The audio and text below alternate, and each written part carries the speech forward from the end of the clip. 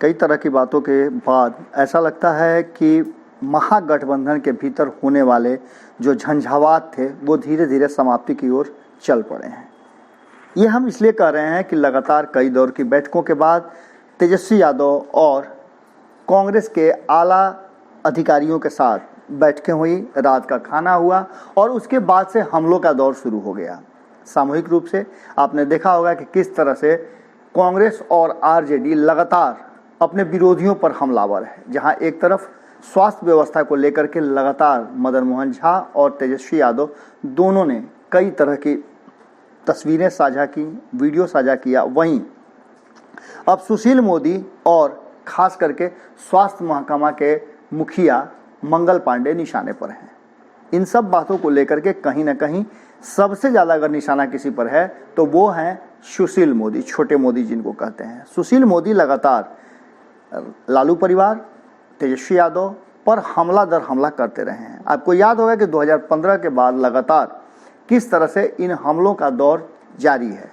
2015 में जब भारतीय जनता पार्टी को बिहार की जनता ने सत्ता से बेदखल कर दिया था और महागठबंधन को पूरी तरह से सत्ता में आने का फरमान जारी कर दिया था, 178 सीटों के साथ महागठबंधन सबसे बड़े घटक दल के रूप में सामने आया था। उसके बाद से सुशील मोदी पूरी तरह से फील्डिंग में लग गए थे और उनकी फील्डिंग इतनी तेजी से हो रही थी कि 2 साल का वक्त भी नहीं लगा और 2 साल के अंदर में ही उन्होंने मैच का पासा ही पलट दिया।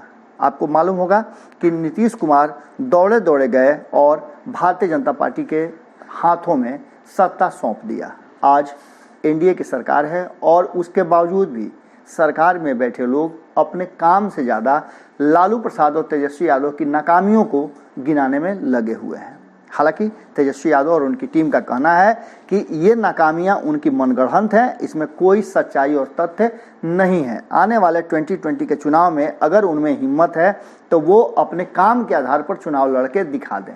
अब तक कुछ भी नहीं किया है और इन 15 सालों में सिर्फ बिहार की जनता के साथ छल और धोखा किया है। वहीं अगर कहा जाए सुशील मोदी की बात, तो सुशील मोदी ने साफ तौर पे कहा है कि टीम तेजस्वी और लालू प्रसाद के लोग चाहते हैं कि बिहार में चुनाव ना हो और राष्ट्रपति शासन लागू हो जाए। राजद की यही मंशा है। उप मुख्यमंत्री सुशील कुमार मोदी ने राजद पर विधानसभा चुनाव रोकने के लिए दबाव देने का आरोप लगाया है। उन्होंने साफ तौर पे कहा कि किसी न किसी रूप में चुनाव आयोग के सामने ये दर्शाना चाहते हैं कि चुनाव होने से समस्याएं बढ़ेंगी और ऐसी स्थिति में संवैधानिक संकट पैदा हो जाएगा। आपको बता दें कि लगातार चुनाव आयोग चुनाव अपने नियत समय पर कराने के लिए व्यवस्था कर रहा है। वहीं अगर माने सुशील मोदी की, तो उन्होंने साफ तौर पे कहा है कि संवैधानिक संस्था पर अविश्वास करने वाले दल पराजय के डर से चुनाव का विरोध कर रहे हैं, बिहार को राष्ट्रपति शासन के हवाले करना चाहते हैं। जिन लोगों ने अपने राज्य में नरसंहारों और हत्याओं के खुले दौर में भी चुनाव टालने की कभी कोई मंशा नहीं जाहिर की, आज एक लोकतांत्रिक प्रक्रिया को रोकने के लिए दबाव बनाना चाहते हैं। मोदी ने लिखा कि जब कोरोना के साथ जीने को पूरी तैयारी की जा चुकी है, रेलवे, घरेलू उड़ान, होटल और पर्यटन स्थलों को भी एहतियातन बंद रखा गया है, उसके बावजूद जब सारी तैयारियां हो चुकी हैं, विधानसभा चुनाव की तैयारियों को लेकर मुख्य चुनाव आयुक्त ने जो जानकारियां दी वो संतोषजनक है।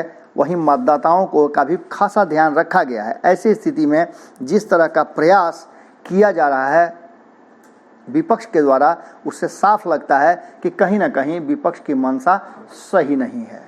इन सब बातों के बीच आपको बता दें कि पप्पू यादव ने भी चुनाव आयोग के सामने ये प्रस्ताव रखा है कि जिस तरह से कोरोना संकट बढ़ रहा है उसमें चुनाव कराना कहीं से भी उचित नहीं होगा। आपको बता दें कि अब स्थिति ये हो गई है कि जहां एक तरफ सत्ता पक्ष चाहता है कि चुनाव जल्दी से जल्दी हो जाएं, वहीं विपक्ष इस बात का आरोप लगा रहा है कि सरकार संसाधनों का दुरुपयोग करके आम जनता के वोट पर डाका डालना चाहती है। कितने तथ्यात्मक बातें हैं ये तो बाद में पता चलेगा, पर चुनाव को लेकर के और सुशील मोदी का डर निश्चित रूप से दिखने लगा है। वही सुशील मोदी जो लगातार अपने बयानों और हमलों से अपने विरोधियों को धाराशायी करते रहे हैं, वही सुशील मोदी कहीं ना कहीं हिले डुले हुए नजर आ रहे हैं। भारत लाइव पे खबरों का सिलसिला लगातार जारी है, जुड़े रहें भारत लाइव के साथ। अगर आपने हमारा चैनल अब तक सब्सक्राइब नहीं किया है तो जरूर कर लें। नमस्कार। बढ़ाएं अपना कदम सक्सेस की ओर शिखर करियर इंस्टीट्यूट के साथ। शिखर करियर इंस्टीट्यूट पूर्वी भारत में एकमात्र कोचिंग संस्थान जो एक्सक्लूसिवली है मेडिकल एंट्रेंस एग्जाम के लिए।